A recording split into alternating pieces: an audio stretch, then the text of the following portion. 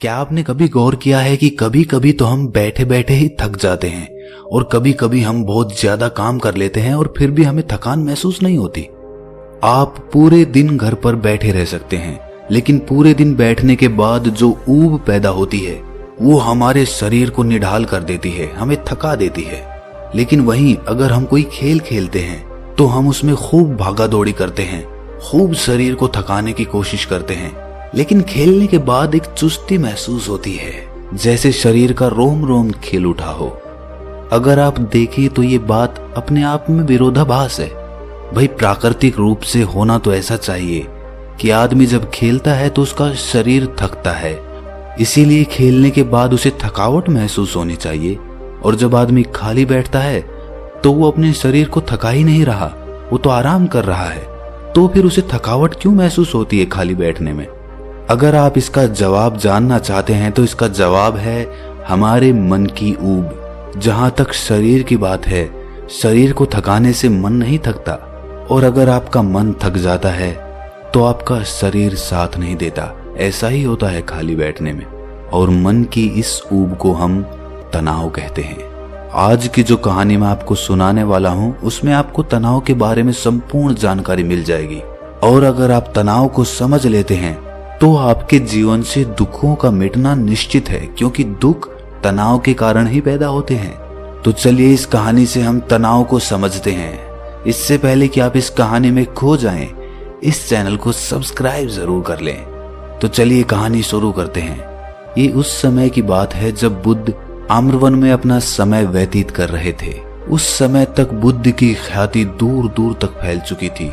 काफी दूर दूर से लोग अपनी चिंताओं और दुखों के बारे में बुद्ध से समाधान खोजने के लिए आते थे।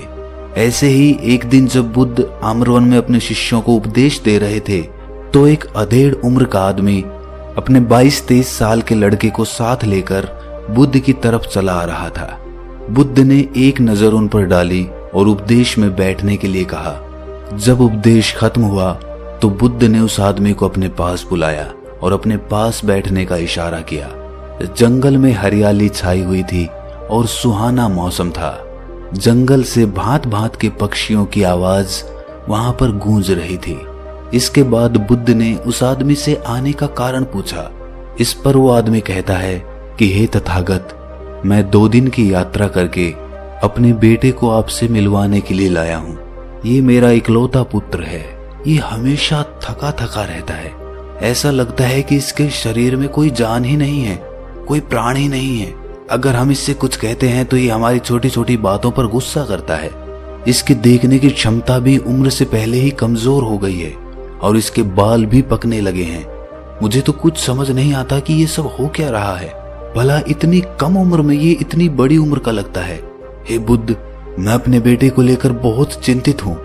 जब मैं अपने बेटे को चिकित्सकों के पास लेकर गया तो उन्होंने कुछ औषधियां देकर कहा कि अपने बेटे को तनाव कम लेने दिया करो। वो अपने दिमाग में तनाव लेता है और इसी वजह से उसकी ऐसी हालत हो रखी है। लेकिन उनके लाख बताने पर भी मुझे तनाव का मतलब समझ में नहीं आया। मुझे पता ही नहीं कि तनाव होता क्या है और उसे कैसे उसके दिमाग से निकाला जाए। उसके लिए पहले तो मुझे ये समझना होगा कि तनाव होता क्या है, और इसीलिए बुद्ध मैं आपके पास आया हूँ। कृपया करके मेरी इस समस्या का समाधान कर दीजिए। ये सुनकर बुद्ध उस लड़के को बड़ी गौर से देखते हैं। उसकी आंखों में देखते हैं, उसके चेहरे को देखते हैं और फिर उसके हाथ की नब्ज भी देखते हैं। ये सब विधियां करने के बाद बुद्ध उस आदमी से कहते हैं कि तनाव लेना तो कोई नहीं चाहता, लेकिन फिर भी तनाव लोगों को दीमक की तरह पकड़ लेता है और इंसान को ये पता ही नहीं चलता कि वो तनाव में जी रहा है।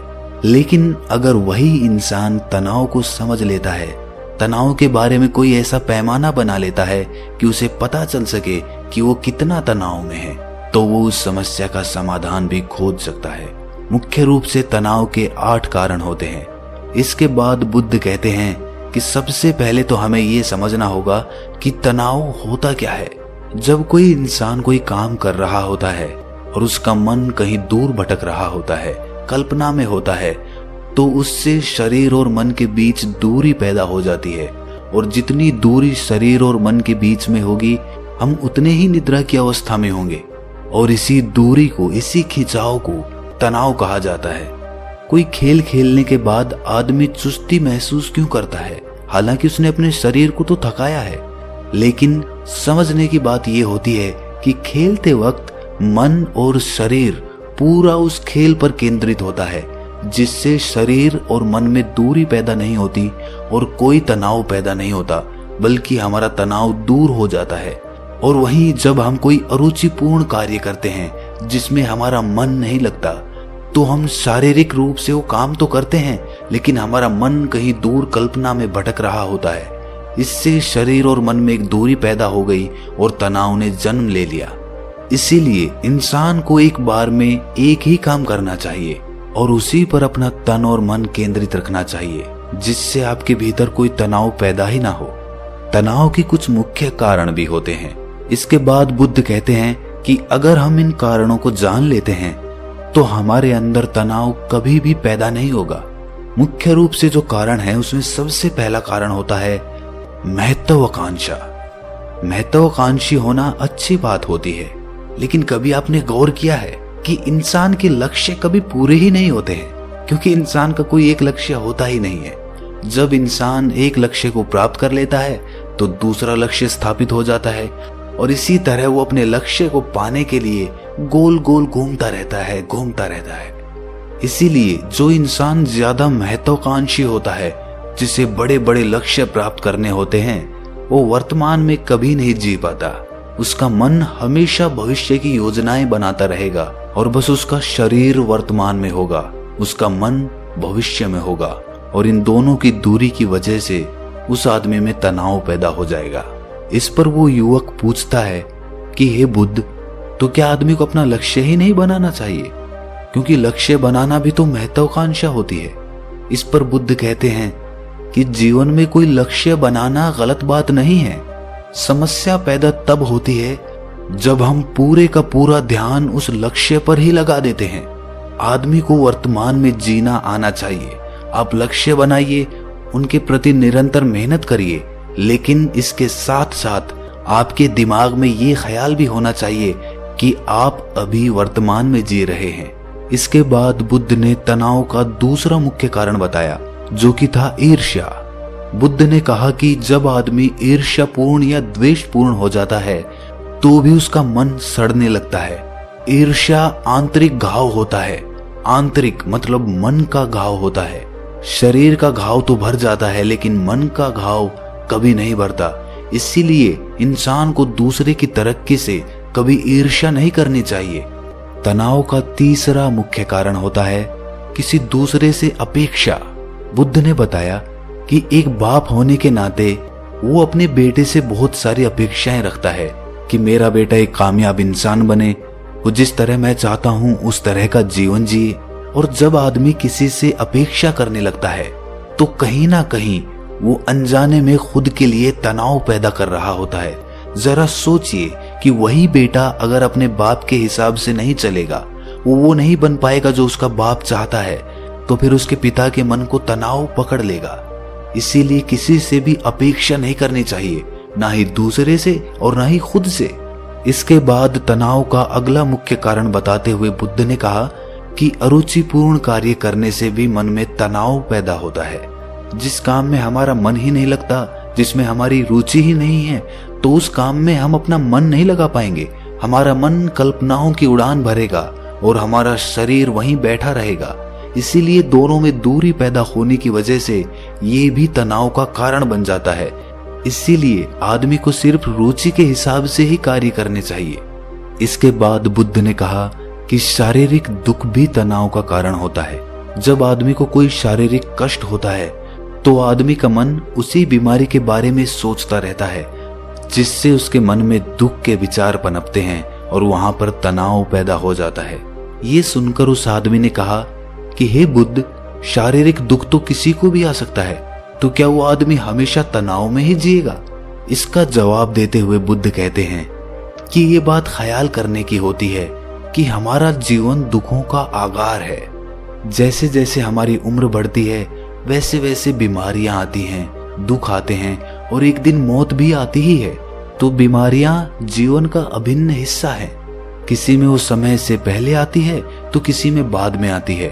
और जब इंसान का मन इसके बारे में समझने लगेगा तो वो अपनी बीमारी के बारे में सोचकर ज्यादा तनाव नहीं लेगा, क्योंकि वो जीवन का एक अभिन्न हिस्सा है। और इसके लिए आदमी को शारीरिक रूप से भी अभ्यास करते रहना चाहिए ताकि उसका शरीर लंबे समय तक स्वस्थ बना रह सके। और ये भी जान लो, तनाव का एक मुख्य कारण होता है अपनी योजनाओं को समझने के लिए वक्त न देना। कुछ इंसानों के मन में कोई ख्याल पनपता है और वो उस पर बिना सोचे समझे कार्य करना शुरू कर देते हैं, और जब उस काम में उन्हें नाकामयाबी मिलती है तो वो तनाव से भर जाते हैं, क्योंकि उन्होंने वो काम शुरू करने से पहले उसके बारे में पूरी जानकारी नहीं ली थी। आदमी को कोई भी योजना बनाते वक्त उसके बुरे परिणाम के बारे में सबसे पहले सोचना चाहिए। हमें ये सोचना चाहिए कि अगर ये योजना कामयाब नहीं हुई तो फिर मैं क्या करूंगा। और इसीलिए अपनी योजनाओं को समझने के लिए पूर्ण वक्त देना, पूरा वक्त देना, ताकि भविष्य में उस काम के प्रति कोई तनाव पैदा ही ना हो। और सबसे आखिरी कारण जो तनाव का होता है वो होता है ज्यादा सोचना। निरंतर सोचते रहना भी एक बीमारी होती है, और इसको दूर करने के लिए आदमी को नित्य प्राणायाम और ध्यान करना चाहिए। ये सुनकर उस आदमी ने हाथ जोड़ते हुए बुद्ध से पूछा कि हे बुद्ध, मेरा बेटा तो अभी मात्र 23 साल का है और उसमें इतनी समझ भी नहीं है कि वो इतनी सारी बातों का एक साथ अनुसरण कर सके। कृपया करके तनाव मुक्त रहने का कोई आसान सा मंत्र बता दें, जिससे आदमी उस मंत्र का अनुसरण भी कर सके और तनाव मुक्त भी रह सके। ये सुनने के बाद बुद्ध ने कुछ सोचते हुए जवाब दिया कि इसके लिए एक छोटी सी विधि है। अगर तुम इतनी बातों का पालन नहीं कर सकते तो तुम एक बार में एक काम को करने पर ही ध्यान लगाओ। जो भी तुम काम कर रहे हो बस एक काम एक बार में करो और उस काम को पूरा ध्यान लगाकर करो। अगर तुम्हारा ध्यान इधर उधर भटकता है तो जब याद आए तो वापस उसे उसी काम पर लगा दो। ये सबसे आसान और सबसे अच्छा तरीका है तनाव मुक्त रहने का। अगर तुम खाना खा रहे हो तो खाना खाने पे ही अपना ध्यान केंद्रित कर दो। अगर तुम चल रहे हो तो चलने पे ही अपना ध्यान केंद्रित कर दो। इससे तुम्हारा मन और तुम्हारा शरीर दोनों एक जगह पर रहेंगे और दोनों के बीच दूरी नहीं पैदा होगी, जो कि तनाव का मुख्य कारण होती है। दोस्तों, आज की युवा पीढ़ी एक बार में 2-2, 3-3, 4-4 काम एक साथ करती है। जैसे कि कोई आदमी खाना खाते वक्त टेलीविजन भी देखता रहता है, फोन पे बात भी करता रहता है और फिर बाद में कहता है कि मैं तो तनाव में रहता हूँ। जब 3-3 काम एक साथ करेगा आदमी तो तनाव पैदा होना तो लाजमी ही है, क्योंकि मन तो पूरा ध्यान लगाकर एक बार में एक ही काम कर सकता है। पूर्ण रूप से ध्यान दो चीजों पर कभी नहीं लग सकता। इसीलिए जहां तक संभव हो सके कोशिश कीजिए कि आप अपना ध्यान एक ही काम पर लगा पाएं। तो दोस्तों, कैसी लगी आपको ये कहानी कमेंट सेक्शन में जरूर बताना, और अच्छी लगी तो इस चैनल को सब्सक्राइब करना मत भूलना। तो मिलते हैं अगली कहानी में, तब तक के लिए अपना ख्याल रखें।